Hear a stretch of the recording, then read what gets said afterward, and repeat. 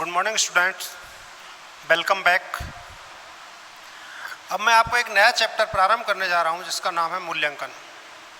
शिक्षण की प्रक्रिया में सबसे महत्वपूर्ण जो चीज़ है वो है मूल्यांकन। इसके माध्यम से ही हमें यह पता चलता है कि हमारे द्वारा जो शैक्षिक उद्देश्यों का निर्धारण किया गया था उन उद्देश्यों की प्राप्ति कितनी हुई अथवा कितनी नहीं हुई। यदि हम उद्देश्यों का निर्धारण नहीं करते हैं तो हम सही तरीके से मूल्यांकन भी नहीं कर सकते। इसका तात्पर्य हुआ कि उद्देश्य और मूल्यांकन घनिष्ठतम रूप में एक दूसरे के सहयोगी हैं। लेकिन बात आती है कि मूल्यांकन होता क्या है।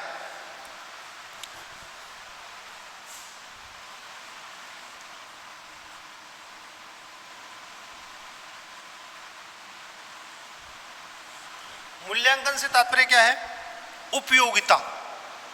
मतलब जो हमने पढ़ाया, जो हमने किया वो कितना उपयोगी रहा, कितना उपयोगी नहीं रहा, अथवा अर्थात उसके मूल्यों का अंकन करना। ये दोनों प्रकार से होता है। ये गुणात्मक दृष्टि से भी होता है और परिमाणात्मक।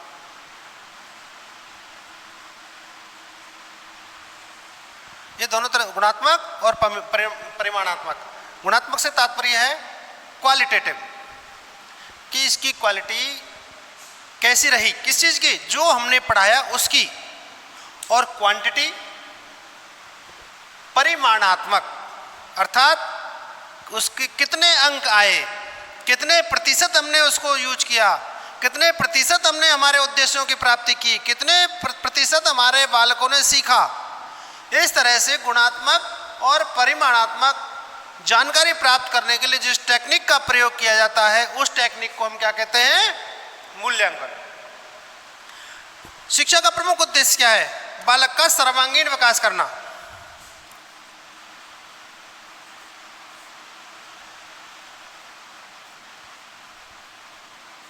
सर्वांगीण विकास करना।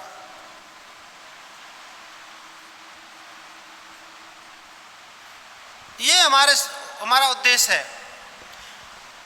अब इस उद्देश्य की प्राप्ति हुई या नहीं हुई, बालक का सर्वांगीण विकास हुआ अथवा नहीं हुआ, गुणात्मक दृष्टि से और संख्यात्मक दृष्टि से, दोनों दृष्टि से। सर्वांगीण विकास के अंतर्गत क्या क्या आ गया? बालक का मानसिक विकास, बालक का नैतिक विकास, बालक का सांस्कृतिक विकास, बालक का साहित्यिक विकास। अर्थात बालक एक संपूर्ण सामाजिक व्यक्ति बना अथवा नहीं बना, एक सद नागरिक बना अथवा नहीं बना, बालक मानसिक रूप से स्वस्थ है कि नहीं, बालक शारीरिक रूप से स्वस्थ है कि नहीं, ये सारी बातें इस उद्देश्य की प्राप्ति करते हैं। अर्थात यहाँ बालक का सर्वांगीण विकास किया जाता है। कहाँ? विद्यालयों में। विद्यालयों का मुख्य उद्देश्य क्या है? बालक में गुणात्मक और परिमाणात्मक परिवर्तन करना, अर्थात उसके व्यवहार में अपेक्षित व्यवहार करना, वांछनीय व्यवहार करना, जो हमारे समाज के लिए चाहिए, जो हमने बालक से अपेक्षा की थी उद्देश्यों के निर्धारण में, कि हमने जो उद्देश्य निर्धारित किए हैं इन उद्देश्यों के माध्यम से बालक में ये परिवर्तन होंगे। तभी हम कह सकते हैं कि बालक में गुणात्मक अथवा परिमाणात्मक परिवर्तन हुआ अथवा नहीं, क्वालिटेटिव और क्वांटिटेटिव।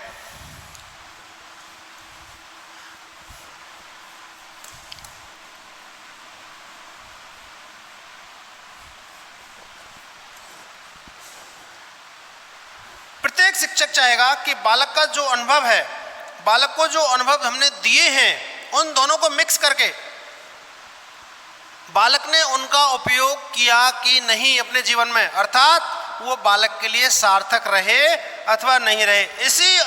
इसी आधार पर अनुभवों की जानकारी प्राप्त करना कि बालक ने कितने अनुभव हमारे प्राप्त किए। अनुभव से तात्पर्य है कक्षा शिक्षण के दौरान जो हमारी टू वे प्रोसेस थी, बालक से हमारे पास कोई चीज़ आई, हमारे माध्यम से बालक के पास कोई चीज़ गई, अर्थात विषय का ज्ञान हमने बालक को दिया, बालक की जिज्ञासाओं को हमने शांत किया, बालक के मन में जो प्रश्न थे उन प्रश्नों का उत्तर हमने दिया, हमने हमारे लाइफ में जो चीज़ सीखी वो बालकों को सिखाने का प्रयास किया।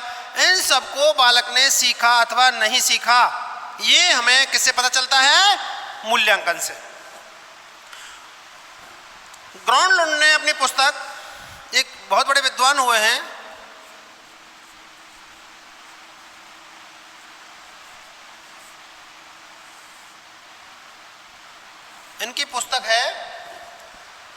Management, evaluation in teaching.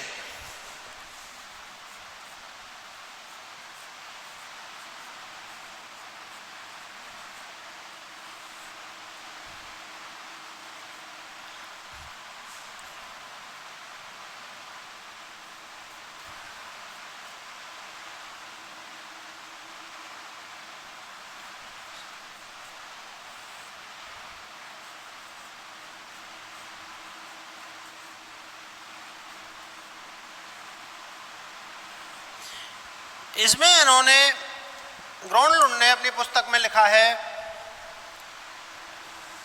कि छात्र के व्यवहार का परिमाणात्मक मूल्य निर्धारण और गुणात्मक मूल्य निर्धारण, इन दोनों को मिला के जो योग हमारे सामने आता है उसे उन्होंने मूल्यांकन कहा। जैसे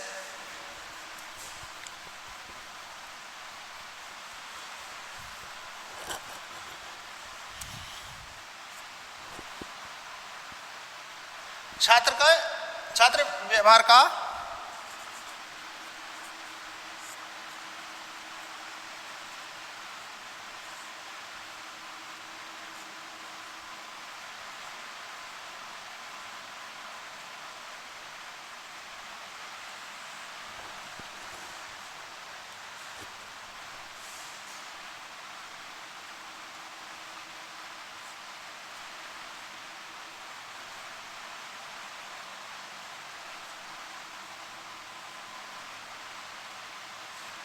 अर्थात बालक ने कितनी संख्या में सीखा। संख्या से तात्पर्य है जो हमने उद्देश्यों का निर्धारण किया उन उद्देश्यों की प्राप्ति कितने प्रतिशत हुई अथवा कितने प्रतिशत नहीं हुई।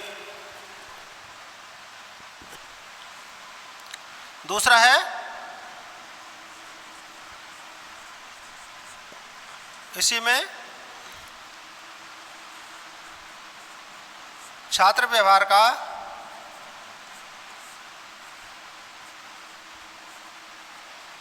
गुणात्मक अध्ययन प्लस मूल्य निर्धारण।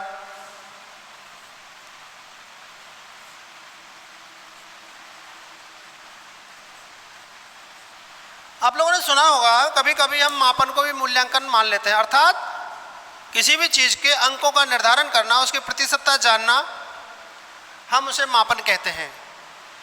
ये मापन मूल्यांकन का ही एक पार्ट है, अर्थात बालक के गुणात्मक व्यवहार का हमने अध्ययन किया और यहाँ जो उसके मूल्यों का निर्धारण और मापन किया वो कितना था उसको भी हमने इसमें जोड़ दिया, तब जाकर ये मूल्यांकन निर्धारित हुआ। इस तरह से ये कहा जा सकता है कि बालक के मापन और व्यवहार के अध्ययन का गुणात्मक अध्ययन करना ही मूल्यांकन है। इस तरह से विभिन्न विद्वानों ने मूल्यांकन के संबंध में अलग अलग परिभाषाएं भी दी हैं, वो मैं आपको बताता हूं। जैसे बेंजामिन ने कहा है, इसकी अवधारणा को स्पष्ट करते हुए, इसके अर्थ को स्पष्ट करते हुए विभिन्न विद्वानों ने अपने अलग अलग मत रखे हैं।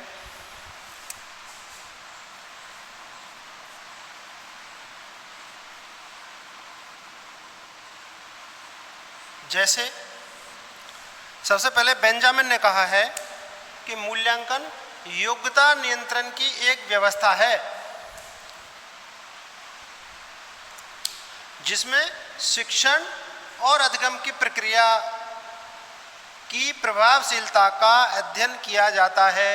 इसका मतलब है कि इस कक्ष में शिक्षक और शिक्षार्थी के बीच जो शिक्षण, जो यानी पढ़ाना और विद्यार्थियों के द्वारा सीखना, पढ़ने और पढ़ाने की जो प्रक्रिया है वो कितनी प्रभावी है कितनी प्रभावी नहीं है, इसका पता लगाने के लिए जिस टेक्निक का प्रयोग किया जाता है उस टेक्निक को मूल्यांकन कहते हैं। यह कहते हैं बेंजामिन महोदय। इनके बाद टार्गेसन एवं एडम्स कहते हैं मूल्यांकन का अर्थ किसी वस्तु या क्रिया का मूल्य निश्चित करना है। इसका तात्पर्य ये नहीं है कि उसकी कीमत फिक्स कर दी कि भाई सीखने और सिखाने की जो प्रक्रिया है उसकी कीमत 100 रुपये है या 200 रुपये है। इससे तात्पर्य यहाँ मूल्य के निर्धारण इससे नहीं है। मूल्य के निर्धारण से तात्पर्य है उसकी प्रभावशीलता, उसकी उपलब्धि, कितने प्रतिशत उसने ग्रहण किया, उसके व्यवहार से पता चलता है, उसके लेखन से पता चलता है, उसके बोलचाल से पता चलता है कि बालक ने कितना सीखा कितना नहीं सीखा। हमारा उद्देश्य क्या था?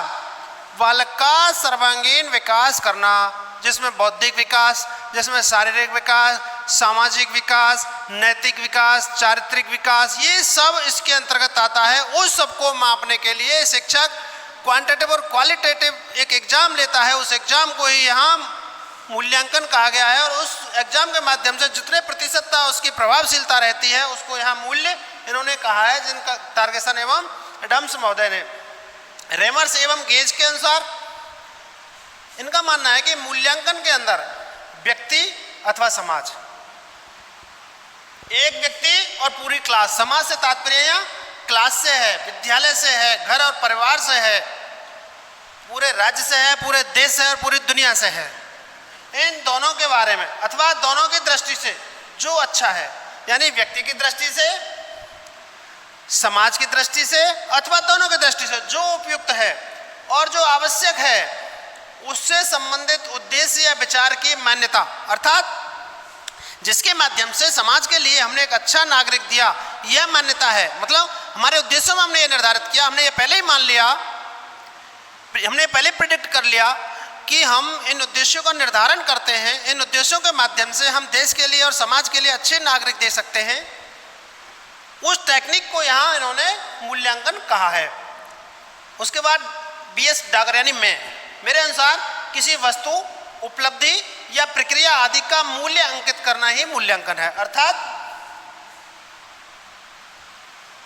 शिक्षण की प्रक्रिया में ये तीनों चीजें उपलब्ध हैं, वस्तु, उपलब्धि और प्रक्रिया।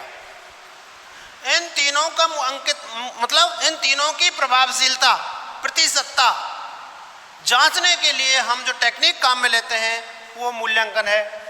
इस प्रकार इन चारों की परिभाषाओं को ध्यान में रखते हुए हम इस निष्कर्ष पर पहुंचते हैं कि छात्र के मनोदैहिक व्यवहार का अध्ययन, मनोदैहिक मन और देह यानी हमारे अंदर और बाहर, इन दोनों के व्यवहार का अध्ययन, हम मन से क्या है और देह से क्या है, निरीक्षण के माध्यम से हमारी देह के क्रियाकलाप का पता चल जाएगा। लेकिन हमारी सोच से, हमारी थिंक से, हमारे व्यवहार से, इन सारी चीज़ों से हमारे मानसिकता का पता चलेगा। इसलिए मनोदैहिक व्यवहार कहा है, अर्थात मन के, शरीर के अंदर और बाहर के जो हमारे व्यवहार हैं उनका अध्ययन और उससे संबंधित उद्देश्यों का निर्धारण किया। सदनागरिक तैयार करना, सामाजिक व्यक्ति तैयार करना, सामाजिकता के भाव उसमें हो, समाज के प्रति और देश के प्रति उसमें लगाव हो, अथवा विचार की मान्यता निहित होती है। हमने विचार रखा कि हम इस पाठ के माध्यम से बालकों को ये चीज़ सिखाएंगे। अब वो सीखे कि नहीं, इसके लिए हम विभिन्न प्रकार के प्रयास करते हैं। क्या क्या करते हैं? जैसे सबसे पहले जैसे ही हम अपना कथन पूरा करते हैं, अपना लेक्चर पूरा करते हैं, उसके तुरंत बाद कुछ बोध प्रश्न पूछते हैं। बोध प्रश्न का मतलब है अंडरस्टैंडिंग बेस्ड क्वेश्चन। बालक को हमने जो सिखाया वो बालक ने सीखे कि नहीं, इस पर आधारित कुछ प्रश्न पूछे जाते हैं। उन प्रश्नों से हमें पता चल जाएगा कि हमने बालकों को पढ़ाया, वो सीखे कि नहीं। उसके बाद हम मूल्यांकन प्रश्न करते हैं, पुनरावृत्ति प्रश्न करते हैं, गृह कार्य देते हैं। ये सब होने के बाद हम त्रैमासिक टेस्ट लेते हैं, छमाही परीक्षा लेते हैं, वार्षिक परीक्षा लेते हैं, मौखिक परीक्षा लेते हैं, प्रायोगिक परीक्षा लेते हैं। अर्थात हमने उद्देश्य सिर्फ एक है, बालक का सर्वांगीण विकास करना, देश के लिए सदनागरिक देना, देश के लिए ऐसे व्यक्ति देना, ऐसा एक नया तबका खड़ा करना जो सामाजिक गुणों से परिपूर्ण हो, शैक्षिक गुणों से परिपूर्ण हो, बौद्धिकता उसकी बहुत अधिक हो, चारित्रिकता उसमें जबरदस्त हो, सामाजिकता के गुण कूट कूट कर भरे हों। ये हमारा उद्देश्य है। अब ये चीज़ें बालक में आई कि नहीं, ये विभिन्न जो परीक्षण हमने किए, विभिन्न जो टेस्ट हमने किए, मौखिक, लिखित और टर्मिनल टेस्ट, कक्षा में 2-3 बार टेस्ट, गृह कार्य, इन सब चीज़ों के माध्यम से हमें पता चलता है कि हमारी शिक्षण की प्रभावशीलता कितने प्रतिशतता है अथवा नहीं। यही मूल्यांकन है।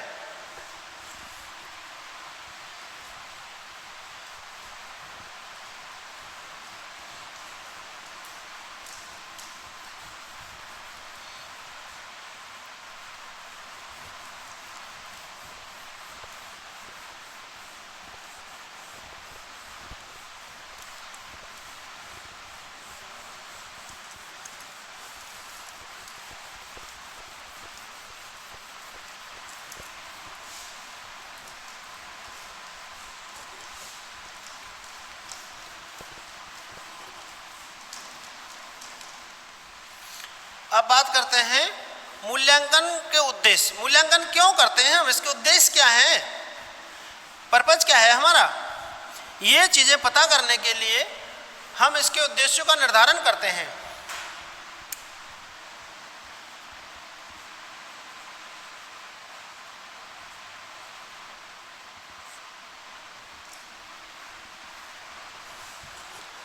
जिसमें इसका पहला उद्देश्य है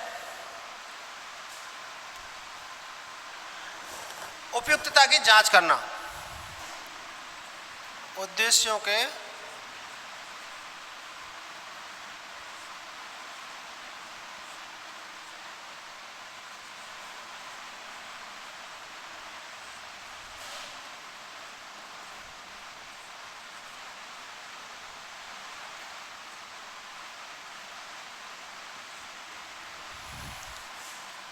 इसका मतलब है कि जो उद्देश्य हमने किसी पाठ के निर्धारित किए वो उद्देश्य उपयुक्त थे अथवा नहीं थे, इसलिए हम मूल्यांकन करते हैं। अर्थात हमारे उद्देश्यों की उपयुक्तता का पता हमें मूल्यांकन के माध्यम से पता चलता है कि उद्देश्यों का जो निर्धारित किया था वो उपयुक्त था अथवा नहीं था। निर्देशन हेतु अवसर प्रदान करना।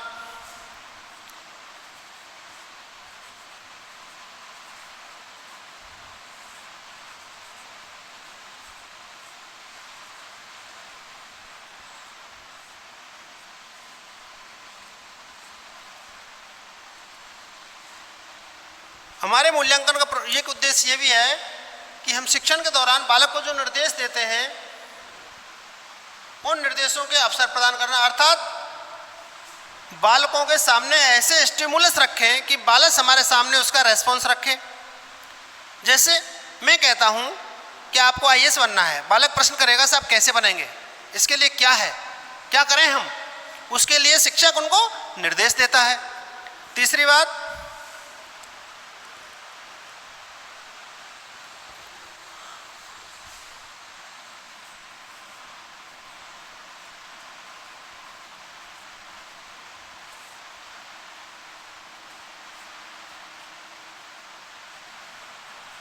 पाठ्यक्रम की प्रभावशीलता का अध्ययन।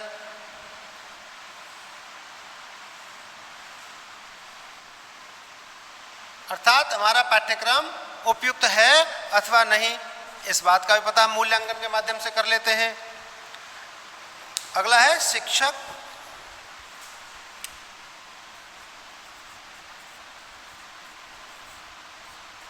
शिक्षण विधि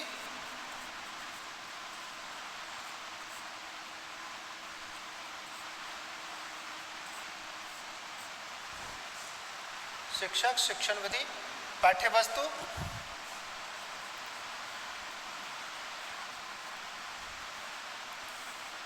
व अन्य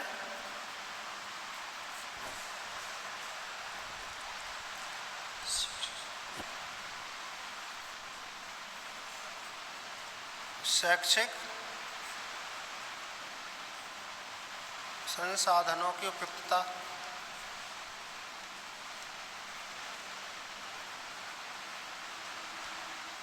मूल्यांकन का एक उद्देश्य ये भी है शिक्षक शिक्षण विधि पाठ्य वस्तु व अन्य शैक्षिक संसाधनों की उपयुक्तता का पता करना। अर्थात शिक्षण जो विषय का लगाया गया है क्या उसको विषय का ज्ञान है, क्या वो शिक्षण विधियों में शिक्षण व्यूह रचना में पूरी तरह परिपूर्ण है, पारंगत है। जो शिक्षण विधि काम में ले रहे हैं वो शिक्षण विधि बालकों की रुचियों के अनुसार है कि नहीं, बालकों की क्षमताओं के अनुसार है कि नहीं, बालक की एज ग्रुप के अकॉर्डिंग है कि नहीं, बालकों में इतनी कैपेसिटी है कि नहीं कि उन चीज़ों को समझ रहा है, पाठ्य वस्तु बालकों के अकॉर्डिंग है कि नहीं, बालकों के जीवन से संबंधित है कि नहीं, समाज से संबंधित है कि नहीं।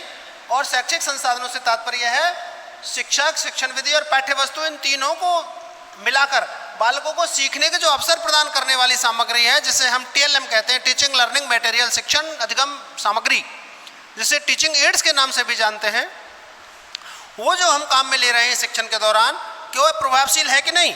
यदि प्रभावशील नहीं है तो हम उसको कैसे प्रभावशील बनाएं, इस बात का भी हमारे सामाजिक विज्ञान के जो मूल्यांकन के उद्देश्य हैं ये हमें इस बात की ओर भी इंगित करते हैं।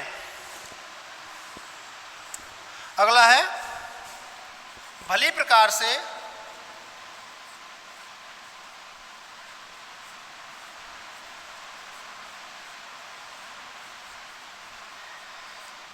सीखने के अवसर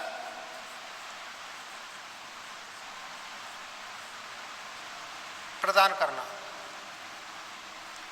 मूल्यांकन का एक ये भी उद्देश्य है कि किस प्रकार से हम बालक को अच्छे से अच्छी चीज़ें सिखा सकें, पाठ्यक्रम को पूरी तरह समझा सकें, बालक अपने हृदय और मस्तिष्क में उसका क्लैरिफिकेशन कर ले। ये भी मूल्यांकन का उद्देश्य है। मूल्यांकन जब हम करते हैं तो विभिन्न टेक्निक्स उसमें काम में लेते हैं। वो विभिन्न टेक्निक्स क्यों लेते हैं? इसीलिए कि बालक को सीखने के विभिन्न अवसर प्राप्त हों।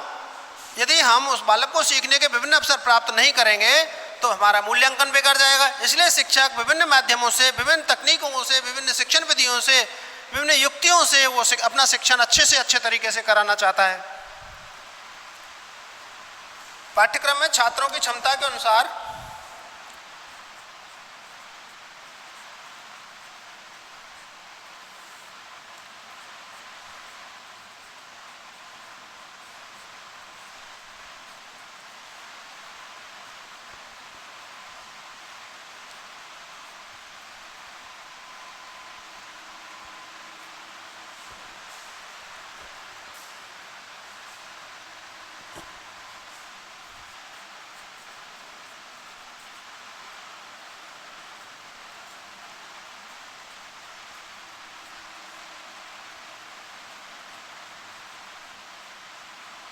एक अन्य उद्देश्य है पाठ्यक्रम में छात्रों की क्षमता के अनुसार परिवर्तन करने के अवसर प्रदान करना। अर्थात मूल्यांकन का उद्देश्य ये भी है कि जो पाठ्यक्रम हमारा ऐसा है जिसे बालक नहीं समझ पा रहे हैं तो हम बालकों की क्षमताओं के अनुसार उसमें परिवर्तन करें। इसका तात्पर्य ये नहीं है कि पाठ्यक्रम में जो कंटेंट दिए हैं उन कंटेंट को हटाकर दूसरे कंटेंट जोड़ दें। इसका तात्पर्य यह है कि बालक जिस तरह से सीख सकता है, बालक की क्षमता के अनुसार, बालक की उम्र के अनुसार, बालक के मेंटल लेवल के अनुसार हम पढ़ाने की जो हमारी व्यूह रचना है उसको करें।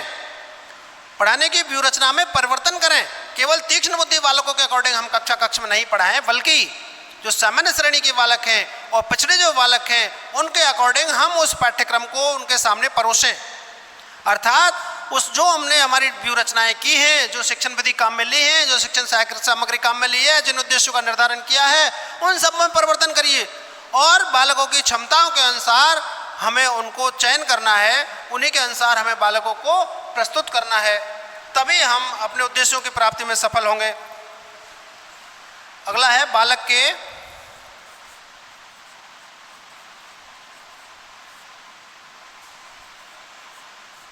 वांछनीय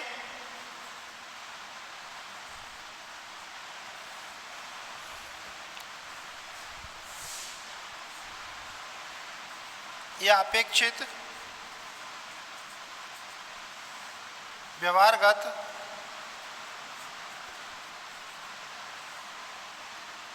परिवर्तनों का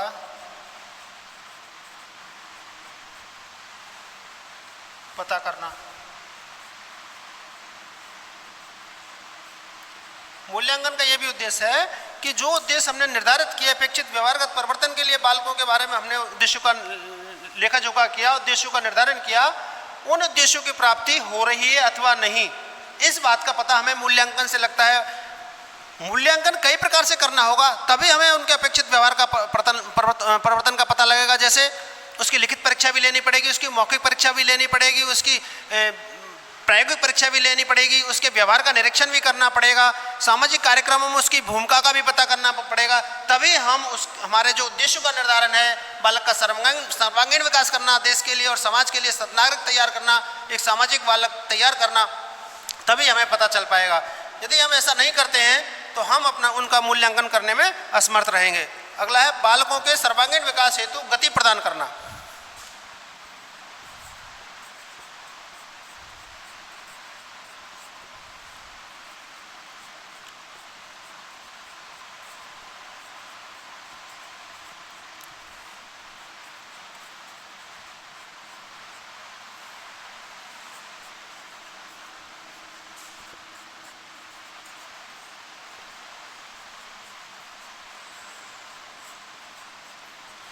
हम बालकों के सर्वांगीण विकास अधिक से अधिक किस तरह से कर सकते हैं, बहुत स्पीडली किस तरह से कर सकते हैं, ये हमें मूल्यांकन सजेस्ट करता है। मूल्यांकन का यह उद्देश्य हमें निर्धारित करना होता है कि भाई हम इसलिए भी कर रहे हैं कि बालकों को किस तरह से हम सीखने हेतु गति प्रदान करें, अर्थात बालकों को किस तरह से क्रिएटिव बनाएं, किस तरह से अधिक उनको हम सिखाएं। अगला है बालकों के वर्गीकरण हेतु।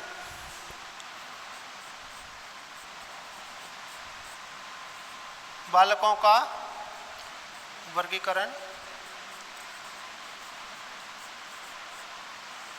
करना। इसका एक उद्देश्य ये भी है, इससे हम बालकों का वर्गीकरण कर सकते हैं कि कौन बालक तीक्ष्ण बुद्धि है, कौन बालक सामान्य श्रेणी का है और कौन बालक पिछड़ा हुआ है।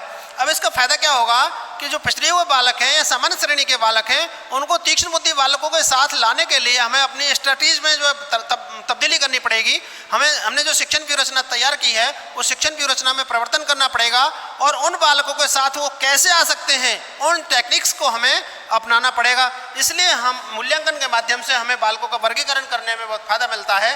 तो पता चलता है कि कौन बालक पिछड़ा है, कौन सामान्य श्रेणी का है और कौन तीक्ष्ण बुद्धि है। और लास्ट है कमियों का पता कर दूर करना। शिक्षक अपने इस शिक्षण का मूल्यांकन कक्ष में भी करता है। जैसे मैं अभी बता रहा था आपको, अंडरस्टैंडिंग बेस्ड जो क्वेश्चन होते हैं जिन्हें हम बोध प्रश्न के नाम से जानते हैं, हमारी समझ पर आधारित होते हैं। कक्ष में हमने जो पढ़ाया बालक उसे समझे कि नहीं, इस बात का पता हमें आसानी से चल जाता है। अब वो बालक किस कारण से नहीं सीखा, क्या हमारी शिक्षण विधि जो है वो बालकों के अनुकूल नहीं थी, बालकों की रुचियों के अनुकूल नहीं थी, उनकी आवश्यकताओं के अनुकूल नहीं थी, उनकी क्षमताओं के अनुकूल नहीं थी, या जो लेक्चर हमारा था वो उनके मेंटल लेवल से उच्च लेवल का था, या हमने शिक्षण सहायक सामग्री प्रयुक्त नहीं की और यदि प्रयुक्त की तो हमारे शिक्षण के लिए उपयुक्त नहीं थी। तो इन सब चीज़ों का पता हमें मूल्यांकन के माध्यम से लगता है कि क्या कमियां रहीं, जिन कमियों के कारण हमारे बालक नहीं सीख पाए या जिन कमियों के कारण हमारा शिक्षण प्रभावी नहीं रहा। इस तरह से मूल्यांकन के विभिन्न उद्देश्य हम पहले ही निर्धारित कर लेते हैं ताकि हमें यह पता चले कि किस तरह से हम अपने बालकों की उपलब्धियों का पता कर सकते हैं। Thank you.